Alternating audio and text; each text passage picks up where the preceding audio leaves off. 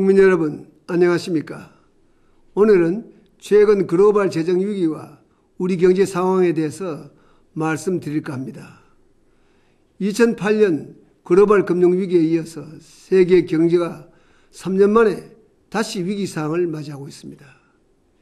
이번 위기는 그리스 등 일부 유럽 국가들의 재정 위기에서 비롯되었습니다. 이들 나라 정부에 대한 시장의 신뢰가 약화되고 미국의 신용 등급이 하락한 것도 위기를 가중시켰습니다.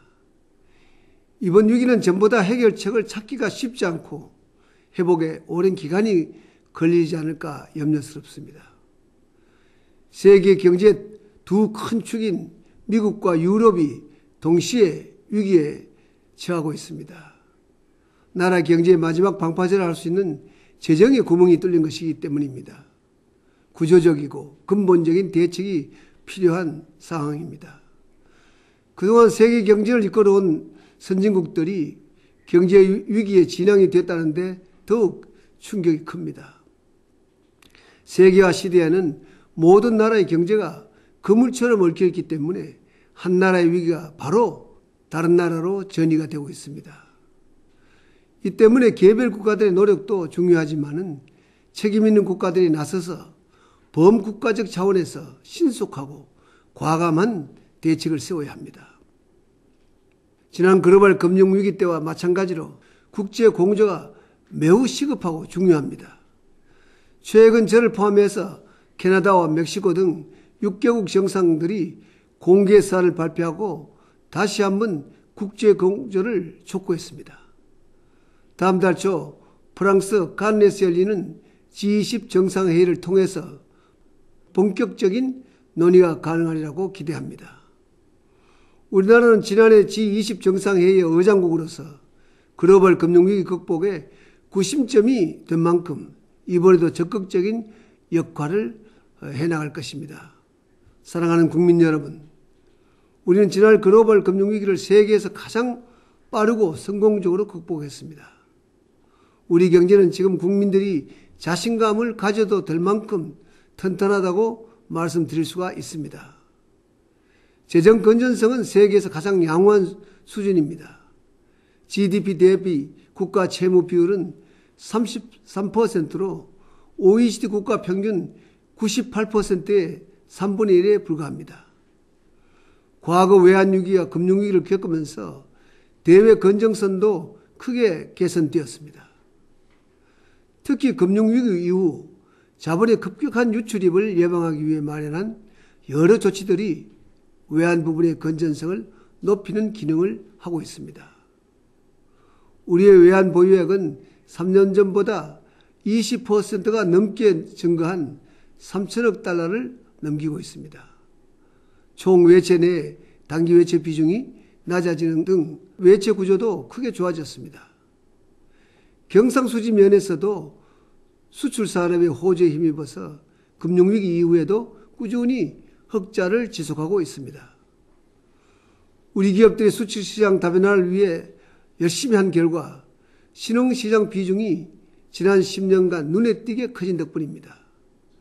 2001년 51%에 불과한 수준이 현재는 73%로 올라갔습니다.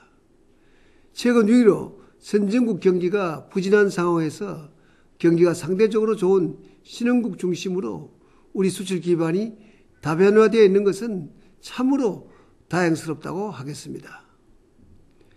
더욱이 4, 4분기 경제 여건이 매우 어려운 가운데서도 우리 경제는 금년에 잘하면 무역 1조 달러를 달성할 것으로 예상하고 있습니다. 이는 우리 역사상 매우 의미가 있고 자랑스러운 일이라 하겠습니다. 이와 같은 우리나라의 경제 여건은 국제사회에서도 긍정적으로 평가하고 있습니다.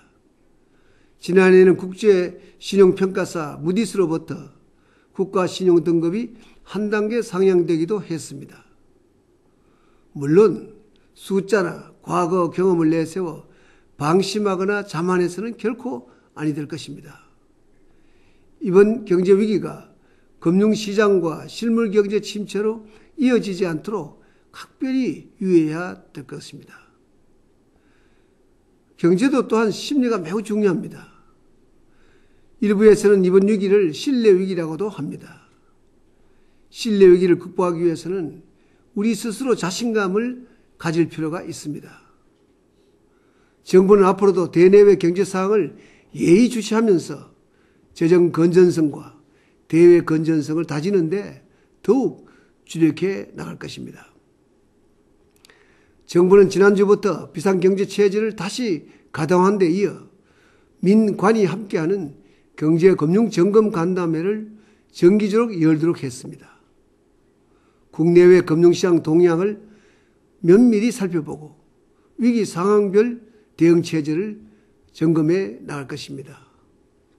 속도감 있게 필요한 조치들을 취하면서 이번 위기가 장기화될 가능성에 대해서도 면밀히 대비하겠습니다. 정부는 특히 경쟁력 있는 중소기업들이 자금난으로 어려움을 겪지 않도록 각별히 신경 쓰겠습니다.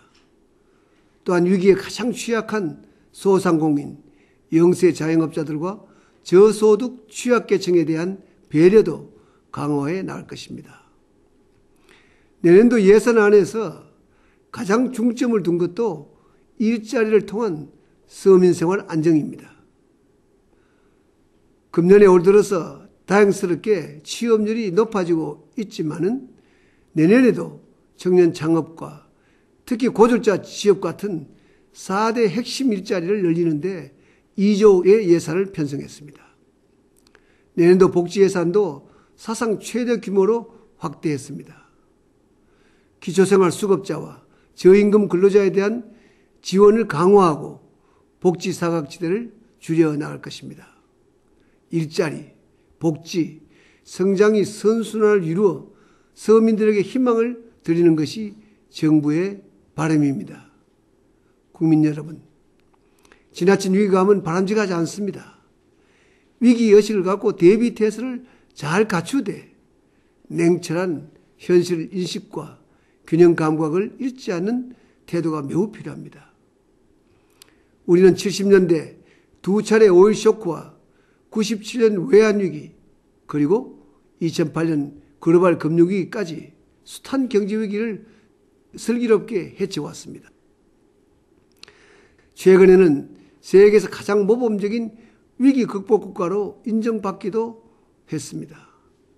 저는 위기 때마다 마음을 모아 위기를 극복해온 우리 국민들이 항상 고맙고 자랑스럽습니다.